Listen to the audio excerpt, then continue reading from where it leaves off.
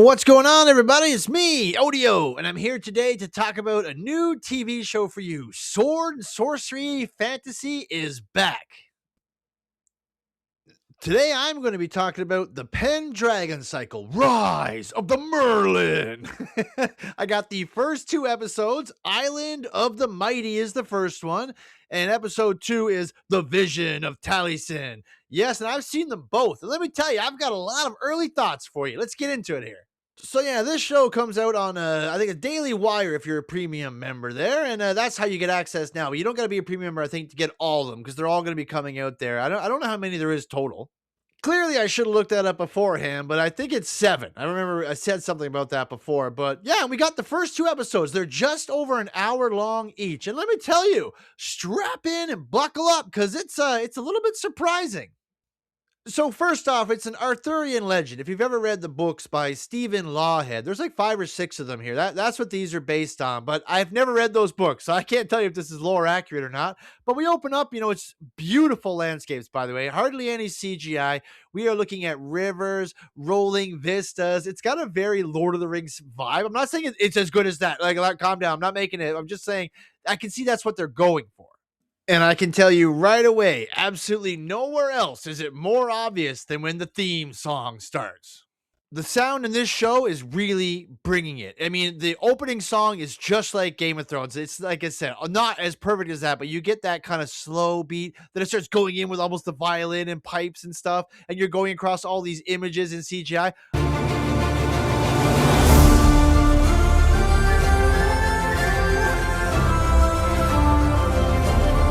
I actually liked it a lot. I really enjoyed it. Both episodes have the intro, and I do think it's really good. And I think a lot of the sound and music in this is top notch. There's a bard singing a bunch of times. You hear a bunch of different lute players. It's really good. I like the music in this a lot.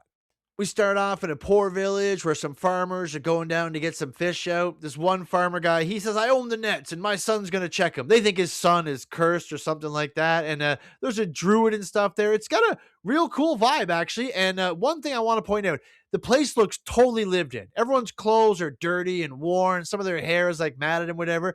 They give you a really good vibe. Like, yeah, this is an old style town. You're actually there. I like that I know it's not that big a deal, but I love seeing that kind of stuff in fantasy. Little details like that do matter. And I really think the people, Jeremy Boring, the ones that made this, whether it turns out to be great or not, they really cared. Like, they gave a shit. They were trying. You can feel they are trying to make this good. So anyway, as I said, the young boy, they think he's cursed. So he goes out to try to get fish from the nets, doesn't find any fish. Everyone starts leaving like, oh, that guy's probably cursed. But then, out of nowhere, he finds a bundle and it's got a little baby in it. And I'm like, oh, Rise of the Merlin. This must be Merlin. Nope. It's a total different baby named Taliesin. I don't know this guy. I've never read these books. But anyway, they rescue him out of the water and they consider it a great blessing. The druid of their village says it's a great blessing. And they're going to raise him and he's going to be one of the greatest bards of all time. And let me tell you, accurate description. This guy can really sing when he grows up.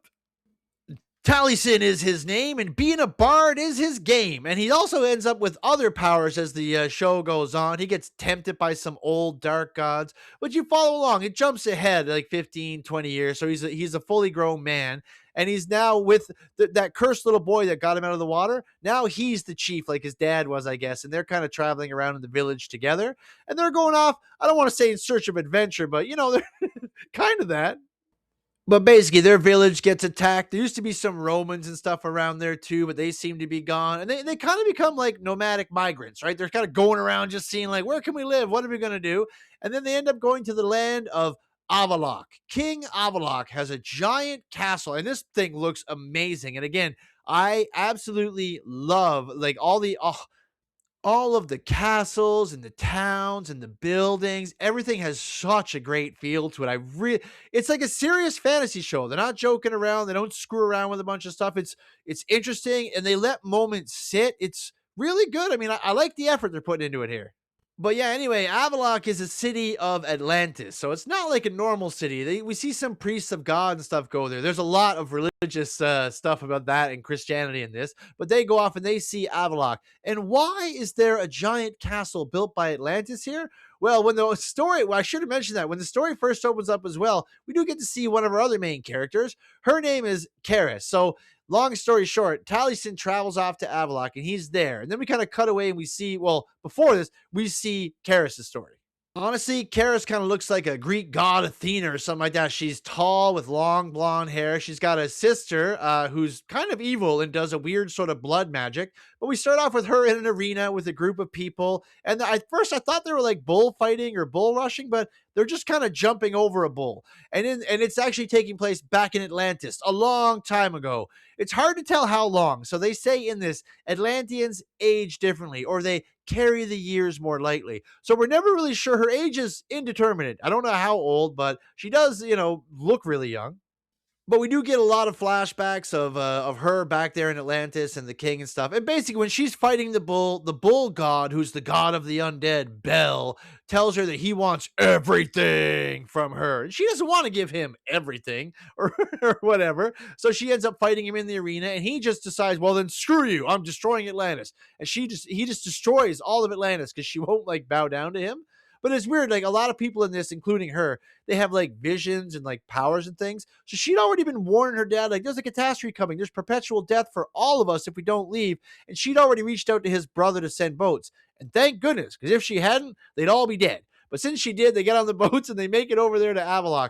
I now can see that it actually pretty much show you in the trailer where they go. So once she's there and Taliesin's there and the king of Avalok and everything is there, they all finally meet.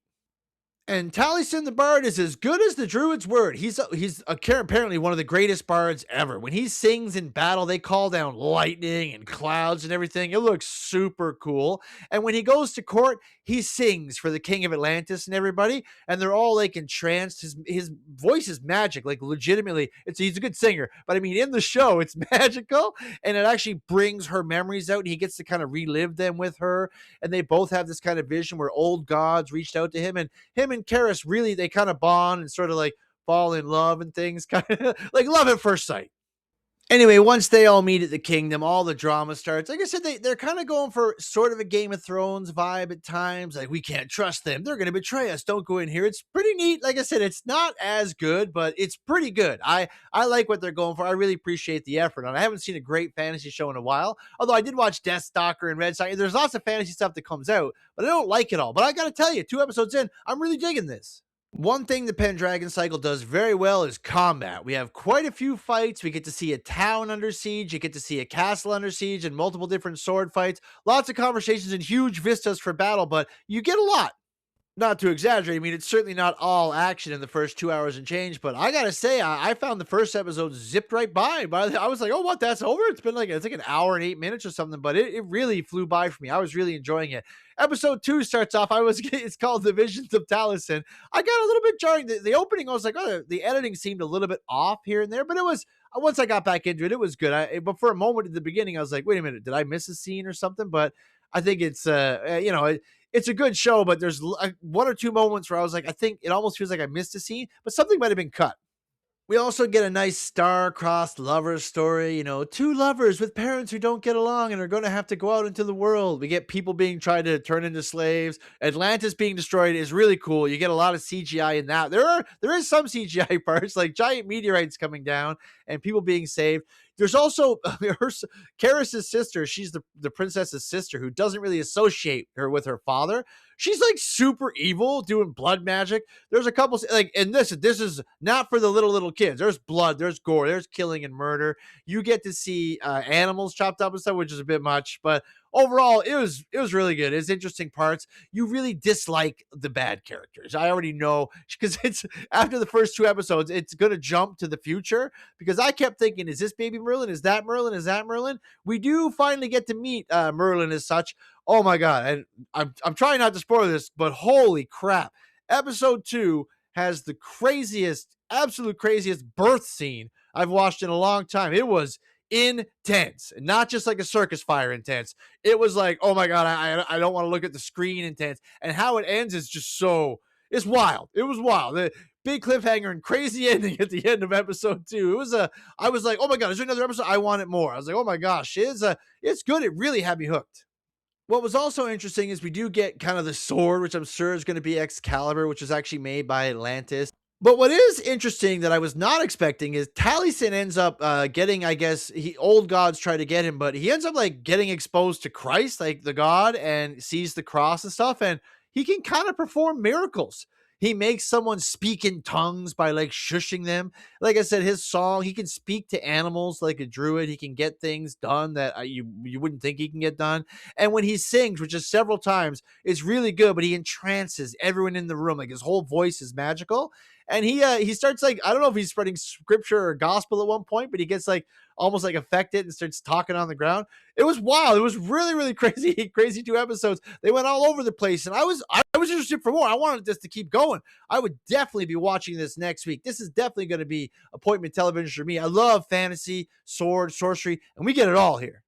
I mean, overall, the Pendragon cycle really has a lot of it going for me. The all the actors I feel like are just giving it their all. I feel like the directors and things really have a vision for what they want this to look like, and they didn't skimp. The armor looks good, the weapons look good. I just loved it. I mean, I'm really I'm a sucker for sword and sorcery and fantasy anyway. But seeing and the next episodes are all going to be all about Merlin and things like that. I'm just really interested. I'm invested, and I want to keep going in it. And it's an easy recommend for anyone looking for sword and sorcery. It's hard to find nowadays, but we got some right here, guys, and they're going to unsheath and kick everyone's ass. No, I don't think they're really going to do anything like that. It's an Arthurian legend, but it was great and it's easy to recommend. And like I said, if you like King Arthur and that kind of story, you get a lot of it here. Like Arthur himself's not in it yet, but it's Arthurian lore. You know, it's in that world, and I love that world. When I was a kid, I read a lot of those stories and books, and I'm happy to go back here. I haven't read these particular books though, but I might.